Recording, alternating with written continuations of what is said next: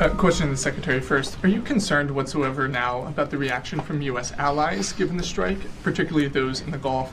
And to the Chairman, if I may, I understand you don't want to speak to specific assets and force protection measures, but do you anticipate at least having to bring in any further assets from other theaters to aid in force protection over the coming days?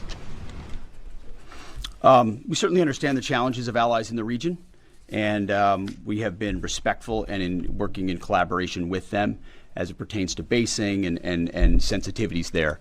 Ultimately, they've got a lot of assets and people in those locations also where American troops are co-located. So that's a consideration of ours. We've been in close consultation with them, and we appreciate the support that we have got.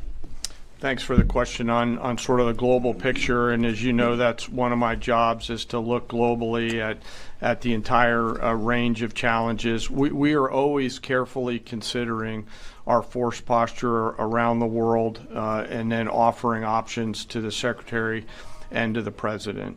I won't comment on any future things, but the American people should know that we carefully consider those moves around the world and try to modulate as needed our force structure in the region. Absolutely. Yeah, right here. Thank you. What communications are being sent to the Iranians right now, and is there any possibility of diplomacy now or in the coming days? I can only confirm that there are both public and private messages being directly delivered to the Iranians in multiple channels, giving them every opportunity to come to the table. They understand precisely what the American position is, precisely what steps they can take to allow for peace, and we hope they do so. Yes. The President may not want an open-ended conflict. The Iranians may disagree. Are you prepared for a protracted war? Well, anything can happen in conflict. We acknowledge that. But the scope of this was intentionally limited. That's the message that we're sending. With the capabilities of the American military, nearly unlimited. So Iran, in that sense, has a choice.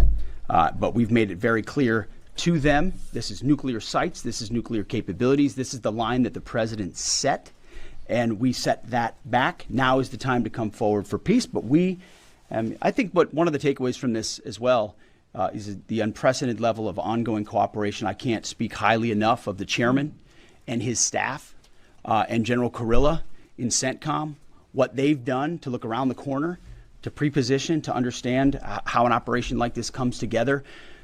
The scope and scale of what occurred last night would take the breath away of almost any American if you had an opportunity to watch it in real time. And I think Tehran is certainly calculating the reality that planes flew from the middle of America and Missouri overnight, completely undetected, over 3 of their most highly sensitive sites, and we were able to destroy nuclear capabilities. And our boys in those bombers are on their way home right now. We believe that'll have a clear psychological impact on how they view the future, and we certainly hope they take the path of negotiated peace. But I could not be more proud of how this building operated, of the precision, the sensitivity, and the professionalism of the troops involved in this effort.